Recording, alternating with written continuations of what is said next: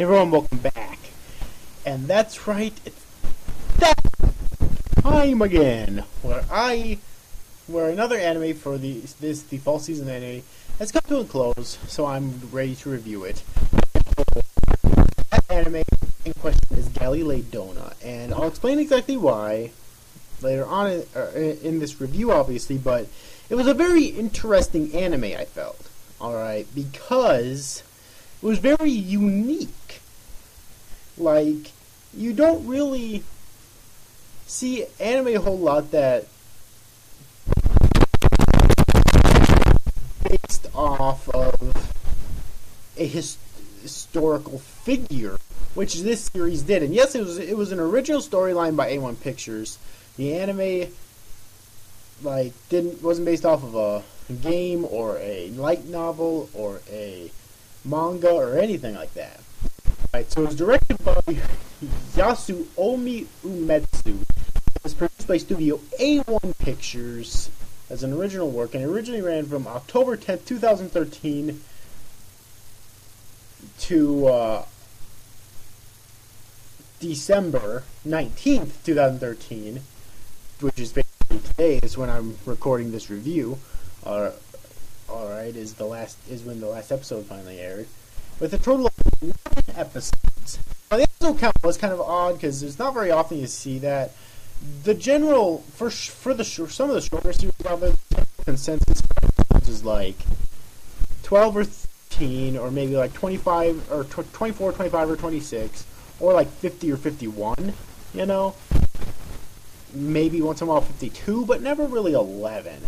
Like during the summer, we had another podcast, which was Blood Lad, which ran for a total of 10 episodes. But I digress. Alright, let's talk about the plot first. Obviously, Galilei Donna is the story of the three Ferrari sisters, Hozuki, Kazuki, and Hazuki, descendants of Galileo Galilei, who have completely different personalities and thus are constantly at odds with each other until they are falsely accused of terrorism, part of a conspiration involving an ancient treasure said to be left behind by Galileo, known as the Galileo Tesoro. As the only way to clear their names is to beat their enemies to the treasure, the Ferrari sisters follow the clues left by their ancestor and embark on a journey around the world to unveil its secrets. And in a nutshell, that is the plot of Galilei. Now, if you remember history, Galileo Galilei is one of the most famous astronomers and scientists ever. Mainly astronomers, right? He worked on astronomy, he basically discovered, that the Earth was round instead of flat, that the Earth was not the center of the universe, among other things. Right, and he was put in prison for this too, and I think he was almost executed for expressing his beliefs to the public, which at that time were believed to be heresy. Alright, mainly by the Catholic churches and whatnot. Alright, so yeah, he was a really popular fellow, obviously, and it wasn't until many years after his death when people actually started to accept it widespread and whatnot. So I really love the idea about this an anime series focusing around it, but it's not it'd be kind of boring if it's an exact rendition of what people believe happened, and really there's very little of it that actually takes place in Galileo's time. I'll talk about that later on, but really I felt that it succeeded in some areas and failed in others. There was lots of opportunities here for greatness, and they took some of the opportunities, but they missed some of the other opportunities, which of course I'll discuss. Right now, our main character is Hozuki Ferrari, the 13-year-old youngest of the Ferrari sisters and a junior high school student. Even if she tries something, she doesn't keep at it for very long, but science is her only strong point. Basically, she built a giant fucking mecha in the shape of a goldfish all by herself in secret. Yeah. She is reserved and quiet, but in truth, she is most likely to take action she is most likely to take action of the three sisters. She has a fondness for goldfish and she owns a pet goldfish and will build machines to look like a goldfish, such as the mech that I just mentioned. And she's built other things as well, like such as weapons and whatnot. Then there's Kazuki Ferrari, the 17-year-old middle Ferrari sister and a high school student. She is the cool type who doesn't show her emotions on the surface. She has strong physical abilities and is very skilled at Shorinji Kempo. I don't know what that is. She is also very skilled at cooking. She is quite timid and prone to worrying. Alright, and then there's Hazuki Ferrari. Seriously, what's with these fucking names in there? God damn it. The 20-year-old eldest Ferrari sister.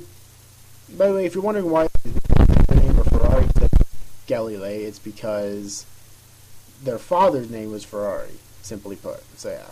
Anyways, though, she is she is very frank and immediately shows on her face and says whatever she is thinking. She is a college student studying law, and her dream is to become a lawyer. She has a tendency to drink and will often behave wildly. She has lawyer. Yeah, so, seems about right to me. She has an amazing verbal attack power, but she has very strong feelings of wanting to protect her sisters. And those are basically the three main characters. In terms of the three of them, I thought all three of them were actually really likable. You could probably find their character archetypes. In fact, I'm almost certain that you could in other places before. So in terms of originality, their personalities aren't too original, but again, I've said this before and I'll say it again, I don't judge that in reviews, judging the quality of something. So, in terms of originality, that is, because I believe that it can be good if it's used appropriately. So I did like all three of these sisters because she's basically a child genius, a child prodigy, and her family never even knew it. But basically, like, they're always like their mother is always they are Galileo's descendants, but it's Hozuki who really carries the majority of Galileo's, like, in fact, as far as I could tell, I think she carries all of Galileo's traits.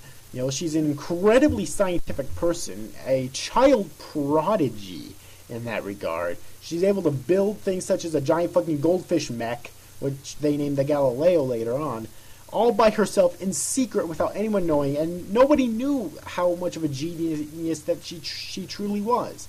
Not to mention all the other shit that he builds in the series. So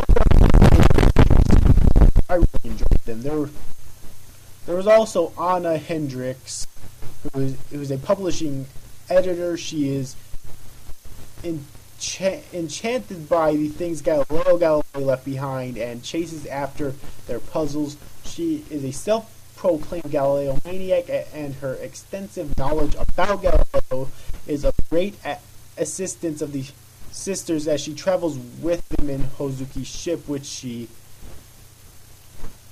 christened with the name the Galileo, as they just said. Alright. Then there's the main villain. Now, this is one of my biggest problems with the series, but I'll get to that later on.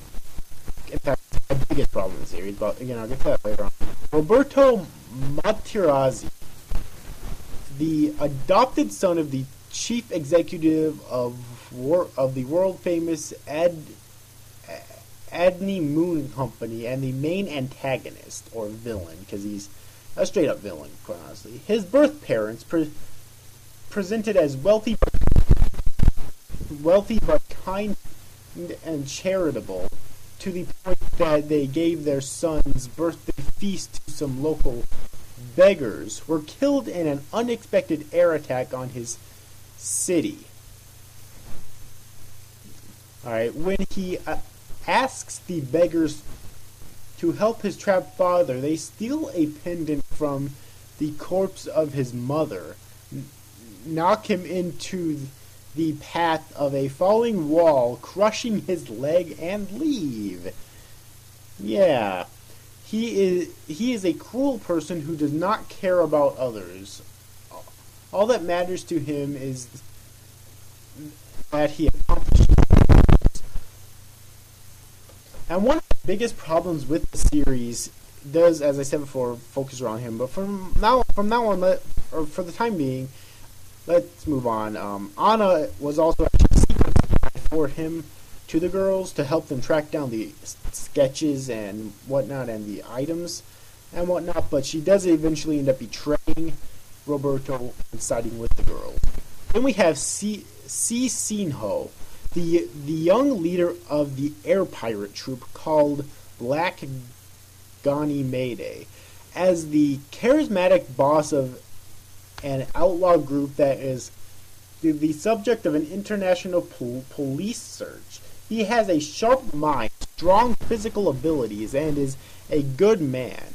His crew is made up of people he saved as children from an abusive orphanage. He seems to have a crush on Hazuki, who he calls Bambina. I don't think that's ever explained either, which is kind of weird, but whatever though. He is a huge football fan.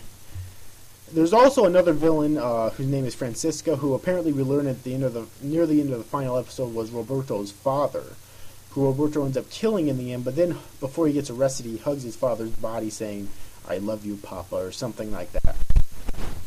And that's pretty much all the noteworthy characters, I think, except for Galileo Galilei, which, you know, towards the end of the series, we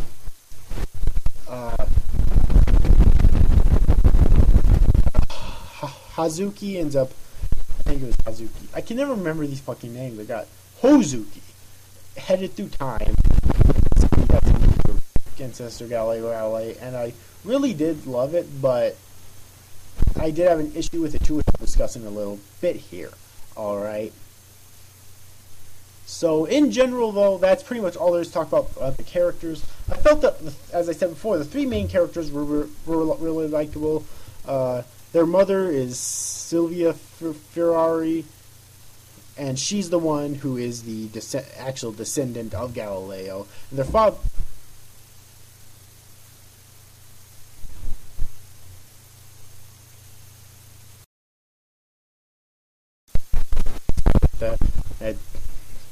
a distraction there. But anyways, though, as I was saying before, yeah, Silvia is the actual descendant of Galileo, their mother, and Geisho, who is not.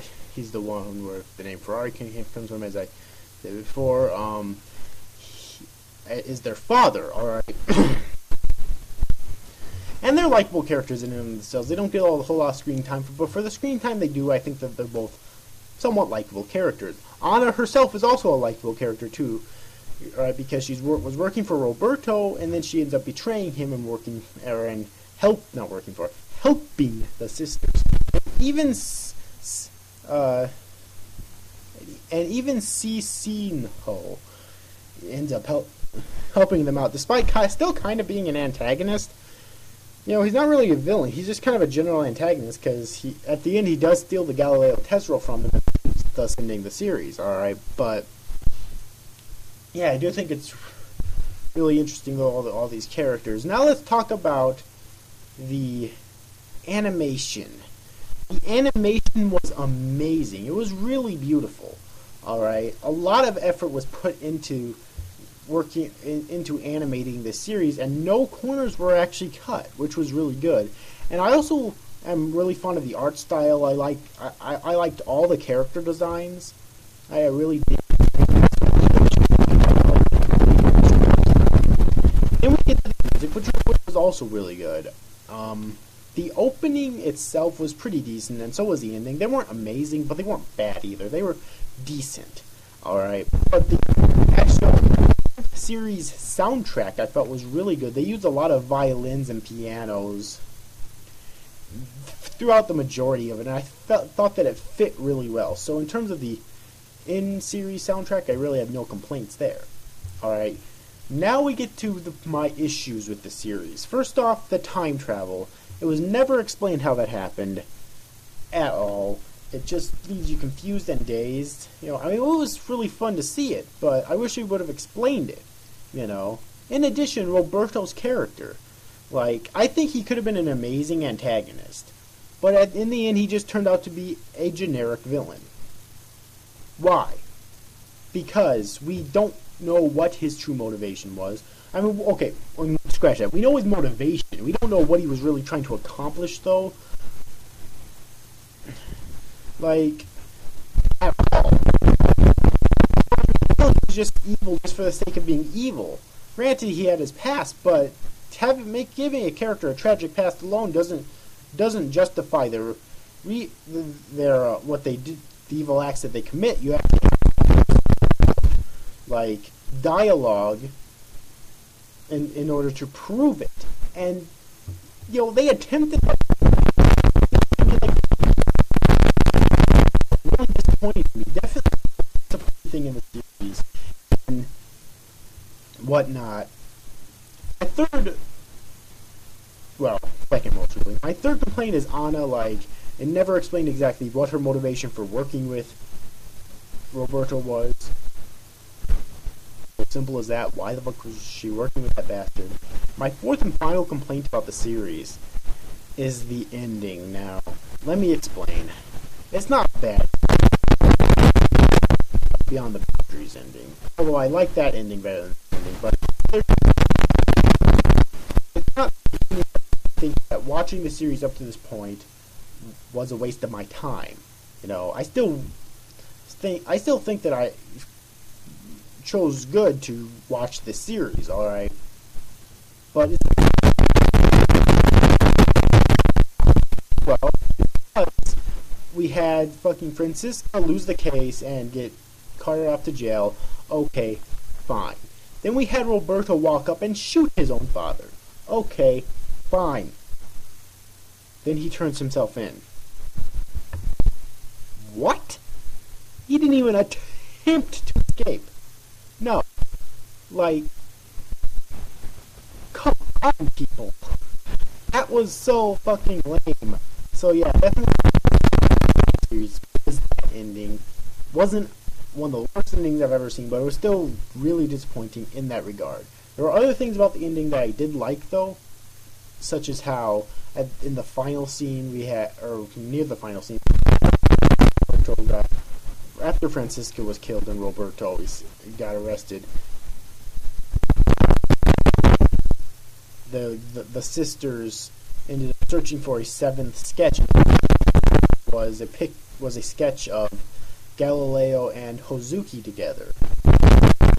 And that they were finding out that Hozuki was from the future, but he also ended up developing a crush on her, probably because he didn't realize he was his descendant, yeah, obviously, you know. So yeah, and that was actually really cool. Francisca lost the case and that he died. Girl got let out and whatnot. And there were other things too I really liked about, but that part of the ending just not really pissed me off, but it made me slightly angry that they ended it that way. All right, now that's pretty much all I have to say about the series. So let me give a final rating. The series was really good. It took a very unique premise, which is something you don't see a whole lot more. And I'm not saying that that's a bad thing that you don't, but it is kind of nice every once in a while to see an original premise. And this was definitely an original premise. Not just because it was an original work, not based off anything, but I mean, like, the plot itself was original. Alright. And I definitely have to give A1 Pictures, whoever wrote this series, definite props for that. Alright. However, it did have its issues, which is why I'm giving Galilei Donna a final rating of 7 out of 10. I wish I could give it higher. I really do, but there's just 4 issues which would have... See, the thing is, I think they could have been cleared up if the series was longer. Alright? That's the biggest thing here. If the series was longer, like 12 or even if it was like 13 episodes long, I still think it could have been much better. Or perhaps longer than that too, but I think they could have been able to fix some of these issues if they would have made it 13 episodes long. Alright, so However, I would have been exceptionally happy with like a 26 episode series so that they could have explored the universe or the world here and the characters a hell of a lot more. So, like I said before, if I'm not going to beg for a sequel for this because it's pretty funny. If there's a sequel, I'll definitely watch it. Alright. But overall, that's pretty much all I have for this review. So yeah, Galilei Donna, 7 out of 10. Very good, but not without its flaws. So yeah, but anyways, overall, I hope you enjoyed this review, guys. See you after, guys. Thanks for watching. Bye-bye.